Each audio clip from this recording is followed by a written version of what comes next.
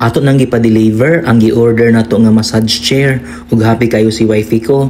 Hisonic Pro di ay ni siya ug mao ni ang latest sa Hero. Wala na nato gipadugay-dugay, gipasulod dayon nato sa balay.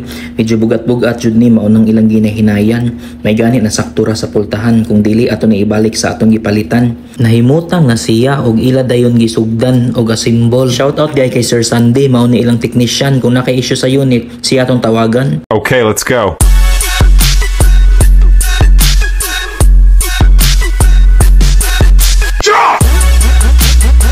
Nahuman na og asimbol ato dayon gisuwayan.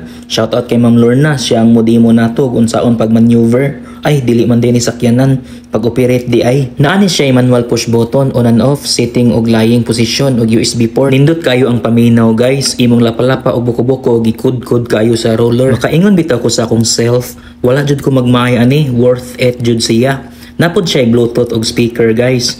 Pwede ra ka magpa-music. 2 years warranty ni siya. Nani sila branch sa Ayala Center Cebu og sa SMC side. Ato dayon sila gipas na.